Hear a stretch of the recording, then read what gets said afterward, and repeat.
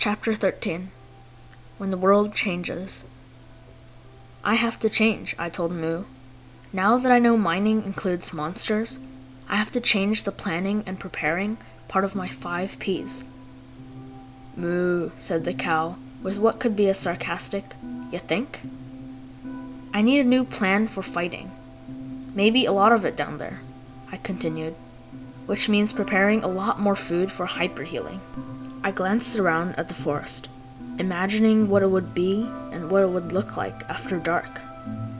It also means getting back to my nighttime studies of the mobs, just to make sure that I'm not missing any details about their behavior.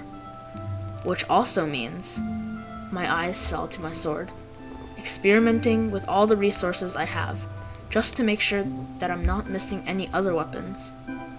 Swapping my sword out for the skeleton bone in my belt, I said, "Who knows what I can get from this?" What I ended up getting was a blast of my frustrating past. Even worse this time because I couldn't blame my failures on hunger or sleep deprivation. "What's the point?" I griped to Moo, holding up the worthless white pile. "If I can't eat it or burn it or make it into something useful, why would this world let me gather it?" In a rage, I threw a pinch of it onto the ground and jumped back in shock as the flat green surface beneath me suddenly blossomed into tall grass and flowers. I looked down at the remaining 2 pinches. "Bah," said Flint, finishing my thought. "Plant food." I punched up the tall grass for their seeds. That's what the stuff is used for? Who knew plants needed to eat? Cluck, cluck, cluck. I turned to see that the 2 chickens had shown up. "Can I help you?" I asked with mock formality. Splashing in the lagoon suddenly not as exciting as... Cluck, cluck, cluck, they interrupted, their eyes focused on what was in my hand. "The seeds?" I asked, suddenly remembering a similar encounter. Hadn't the other chickens, the one that the creeper blew up, had been staring at me the last time I had seeds in my hand? Hadn't I been wondering about that right before the explosion? "This is what you want," I said, holding out my hand, "isn't it?"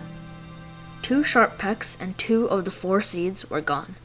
And if you've never seen this happen, trust me when I tell you that I did not make this next part up. Little red hearts, like the type you'd see in some old-timey cartoon, began rising from the 2 fowl. "You seeing this too?" I asked Moo. The love-struck cluckers walked over to each other, stood eye to eye, then parted as a tiny white chick popped into existence between them. "So that's where babies come from," I exclaimed. "At least in this world."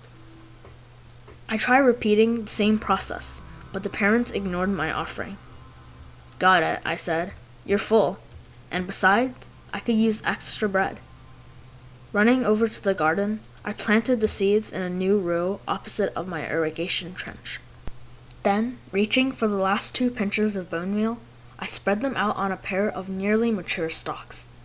Instantly, the target squares ripened. "This is getting better and better," I said, without realizing how much better that day was about to get. Harvesting the wheat gave me 4. That's right, 4 packets of new seeds.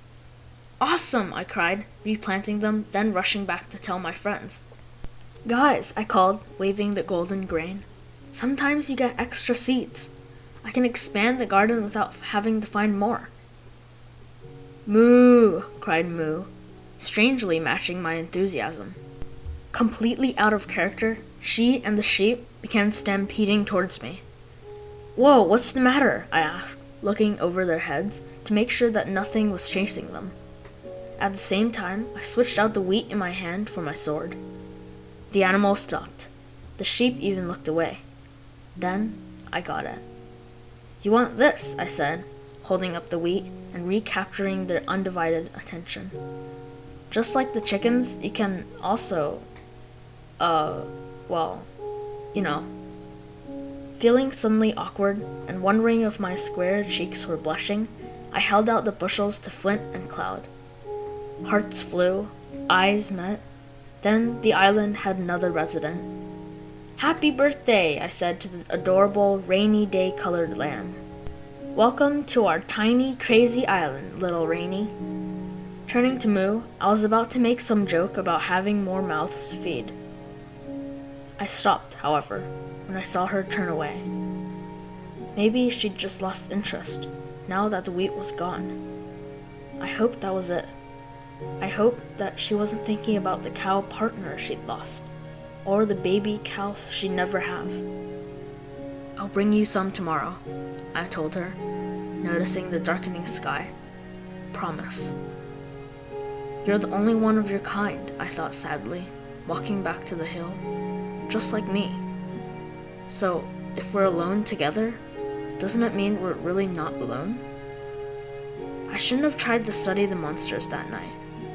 Remembering Moo's loss, as well as the first chickens, had dredged up all the buried trauma of the creeper attack. I should have gone right to bed, cleared my head, and started fresh the following night. But then again, relieving the attack was what led me to my next discovery. It happened halfway through the night. I couldn't stop replaying the nightmare. I tried to focus on the mobs spawning right in front of me, or the real creepers gliding silently past my window. They all faded behind the flashbacks. I couldn't shake the roar of the blast, the pain of my wounds, the grisly images of meat and cowhide, and suddenly I was present, blinking the memories away. I ran down to the tunnel to the bunker, over to the storage chest. There it was. I'd forgotten all about it, along with the chip of flint. Don't beat up on yourself, I thought, taking them back to the observation room. You found them at different times, and with so many different things to keep track of. I placed them on the crafting table, with one stick in between. Now you're free to focus on fighting, and look at the deadly result. Look! I hollered to the window, holding up 4 new arrows. You see these? Whether the mobs did or didn't, they'd sure feel them soon enough. Now you'll get what you've been giving, I said to a nearby skeleton, along with all the rest of you. To punctuate the point, a spider skittered past my window. You'll never get us close, I told it, as your brother did when I only had 1 arrow. I wavered the multiple missiles at it. And more important, I know how to make them. As long as I can get sticks from trees, and flint from gravel, and feathers from... I paused, lost in a new idea. Seeds make more chickens, I thought, and the garden makes me extra seeds. Moo, called the approaching cow, apparently sensing my scheme. That's right, I replied, breeding free chickens for their feathers. Moo just looked at me blankly. What I mean by free, I clarified, is that everything I make, like tools and weapons, takes a lot of effort and time and gathered resources like wood and iron and stone. But this chicken farming idea, all it takes are bonus garden seeds I would have gotten anyway. That's why they're free. Free feathers and... I moved past the knot in my stomach at the revelation. Free food. I'm gonna need a heck a lot of extra food if I'm gonna be fighting my way through that cave. And besides, I said, my mouth now watering involuntarily, roasted chicken tastes good. Frr, snorted Moo, dampening my euphoric mood. No, it's not the same thing as eating you, I replied defensively. Or them, I mentioned at the sheep family behind her. I know you guys, we're friends. But those birds, they're just... I can't even tell them apart. Can you? Moo tried the silent treatment. I need this, I pressed, refusing to be cowed by a cow. I need all the help I can get if I'm going to get enough iron and coal. Arguing with Moo had brought up an idea from the lower recesses of my mind. It was a theory I'd been mulling for over some time, and now felt confident enough to express. See that? I asked, pointing to the torch tree. Since lighting it up, not one monster, not one, has spawned anywhere near it, which means that if I can get enough coal to make torches to light the entire island, my quest for security is done. I took a lump of coal from my belt. Which means that I'm gonna need a ton of this stuff, which means a lot of mining in that monster-infested cave. I waved the lump at the distant chickens, which means I need a ton of free feathers and food. Moo, condemned the superior mammal. How can you judge me, I quipped, turning back for the bunker, when all you live on is free food? Moo, she tried to answer as I slammed the tunnel door. Debbie Downer, I grumbled as I got into bed, trying to shove any second thoughts into the back of my mind. Well, you're not gonna dampen my mining morning. And she didn't. Or the entire week that followed. Yep, I said week. Up till now, I've been giving you the play-by-play, day by day. Now we can pull back because something awesomely awesome happened. A routine. For the first time waking up in this unpredictable world, I had 7 manageable, controllable, reasonably predictable days. I got up every morning, slapped on my armor, grabbed my tools and weapons, packed up some bread and fish, and sauntered gently underground. Every day filled my pack with more mineral wealth. Coal, iron, and even that arcane redstone. While the last substance still confounded me, the first 2 kept my furnace humming. I learned how to make both iron boots and pants to match.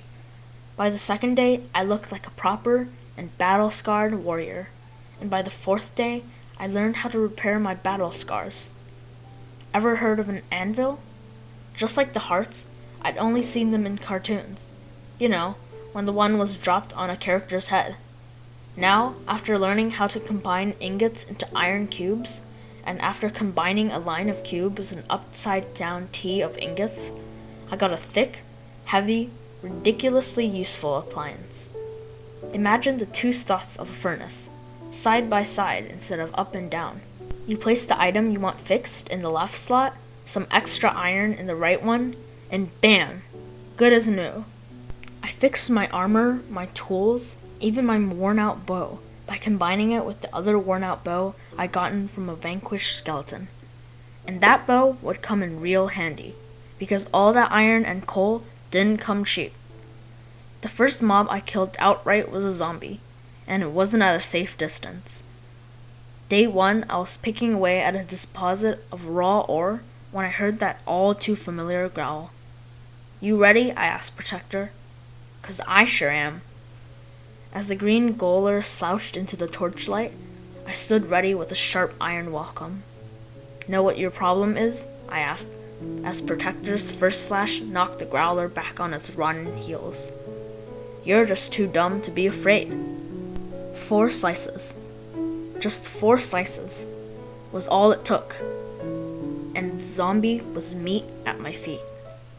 And we're just getting started, I boasted to Protector. I collected a lot of reeking flesh that week, as well as spider silk and skeleton bones. That last trophy fertilized the garden, which got more seeds, which, well, you get it. Making more and more chickens, and having to chase them all over the island brought home the need to coral them. Does the term chicken coop mean a fenced-in area or an actual house? For me, it was the former. I learned how to craft a section of wood fencing and placed them in a square in the meadow. Once I lured the birds in with seeds, I closed them up securely with double wind gates. I wasn't collecting any feathers yet. I figured I'd wait until I had more chickens than I knew what to do with. That's why I saved the few arrows I had for the only enemy I wouldn't touch within a half-mile pole. The first time I saw a creeper was on my 5th morning in the cave. I came out of the small entrance tunnel, walked past the ever-expanding border of torchlight, and thought I spied something moving in the gloom. It must have seen me first because the armless, soundless bomb was already sweeping forward. Fighting jitters, I backed up a few paces, drew my bow, and took aim. The arrow hit the creeper just as it was starting to sizzle. Flying back a few steps, it tried another charge. I know how you feel, I said, loosing my next and final shaft. As the smoke cleared, I saw something hovering in the creeper's place. It was a pile of little gray granules, and it didn't take a chemistry lab to deduce what they were. Fire, tools, and iron. All my discoveries had mirrored the progress of my species. What else could be next but the mighty power of guns? This changes everything! It didn't. At least, not at that point. Believe me when I say I tried every experiment I could think of. I even tried setting the stuff on fire with a torch, which was not my brightest moment, to say the least. Fortunately for you, the reader, and especially for me, the moron, this world wouldn't let me blow myself up. Maybe it's part of a bigger process, I told Moo, collecting the hovering pile. Maybe I need to make the gun first. Setting the gunpowder aside, I tried combining wood and metal in every conceivable way. All I got was a rehash of everything I'd already built, and an exasperating reminder to be grateful for what you have. Not like I really need it, I thought, finally calling it a night. I got plenty of armor and weapons, and I'm going pretty darn good with both. So why didn't I stop, you ask? Why didn't I just gather up all the coal I mined to light the island and keep the monsters from spawning? The answer is, I needed coal to fuel the furnace to smelt the iron for all my armor, weapons, and tools, and anvil to repair everything. But, you might say, I wouldn't need to smelt all that iron if I'd just saved the coal to light the island. Well, for starters, there was the carrot. Yes, carrot. For a while, zombies had been dropping more than just their flesh. Sometimes one would leave me an ingot of iron, or a worn tool. But one time, I think around the end of my 6th day, my latest kill dropped a small, pointed, green top root I recognized instantly. Ah, I said, picking it up. What's up, Doc? What was up was a new source of food. Replanting it in the garden and sprinkling it with a little bone meal allowed me to soon have a whole new row of crops, which meant I could divert even more wheat seeds to chicken farming. And then there was the bluestone. At least that's what I'm calling it. It's this blue stone, hence the name, you get from rocks like coal or redstone, and as with the latter, I couldn't find a use for it. But the idea was that there were even more minerals down there that made me wonder what else might be waiting to be discovered. So yes, there were practical reasons for going on, and that should be for anybody. But the real reason, the one I wouldn't even admit to myself back then, was that for the first time since landing in this crazy, scary world, I finally felt in control. I knew what I was doing, and I knew how to do it. Racking up win after win made me feel strong and powerful.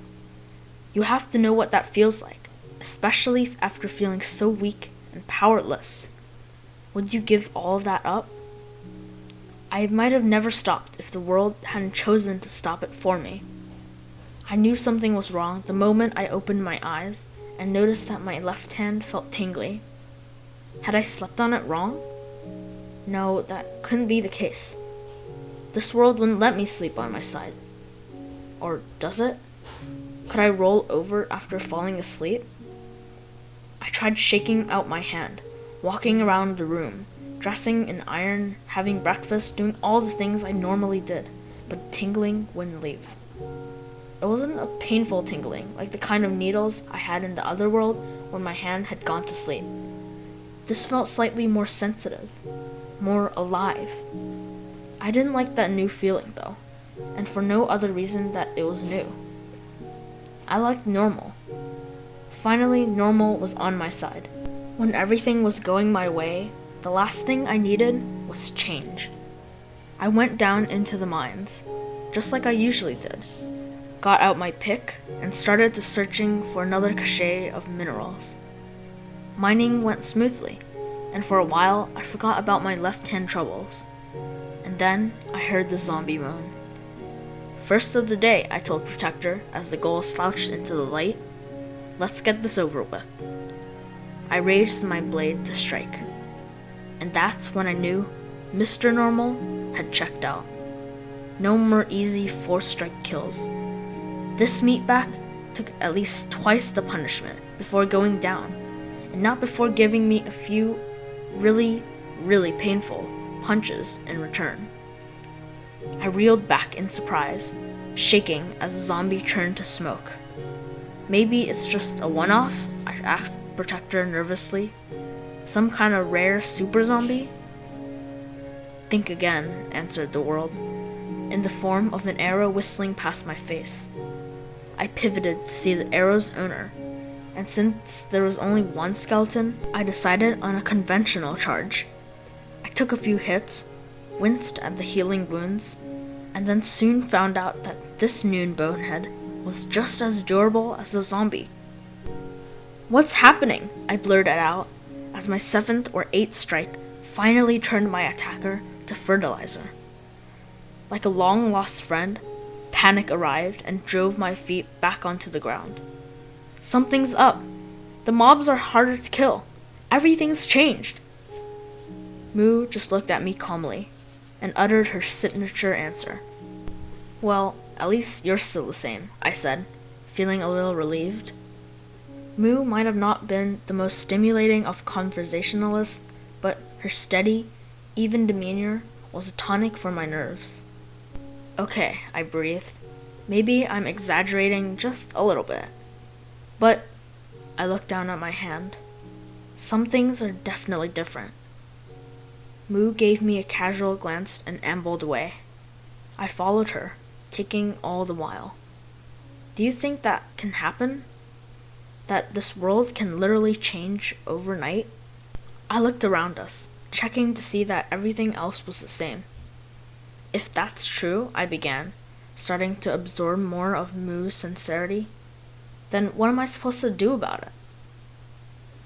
"Moo," she said matter-of-factly. "What do you mean, change with it?" I shot back. "What kind of lame blow-off statement is that?" "Moo," she repeated, glancing in the general direction of my left hand. I held up the tingling appendage, considering the weight of Moo's words. "Change with it," I said softly, then mused. If this world's just made the monsters tougher to fight, maybe it's giving me new ways to fight them. Gun! It was a pipe dream, I know, but hopefully one where the pipe was a gun barrel. "Thanks," I said, darting back to the hill. "You always know what to say." Once again, I threw out all of previous days' wood and metal combos. And once again, I didn't get a gun. I did get something else though. Something that just the day before had been a losing combination. "Shield," I breathed, holding up the long, broad board. "Today, I can make a shield. And if that new invention didn't kill my fear of change, what happened next buried it for good. Up until this point, my right hand had been for my tools and weapons, while the left was for crafting. It had only opened up to show me what I could make with the materials. But now, did this new tingling sensation mean... I reached for the ghostly image of the shield, and gasped as my left hand suddenly opened. "Yes!" I crowed, dancing out to show my pals. "I made a shield, the mob's fate is sealed, my protection is reeled, all thanks to my shield." "Bah, moo, bah," replied my chorus of talent judges. "Okay, maybe I didn't write songs in my former life," I said with a chuckle. "But at least I got extra protection now, along with Moo's super important new lesson." "Bah," said Rainy, now a full-size sheep. "They grow up so fast." "Glad you asked," I answered, and motioning to Moo, announced, "When the world changes, you've got to change with it." End of chapter 13.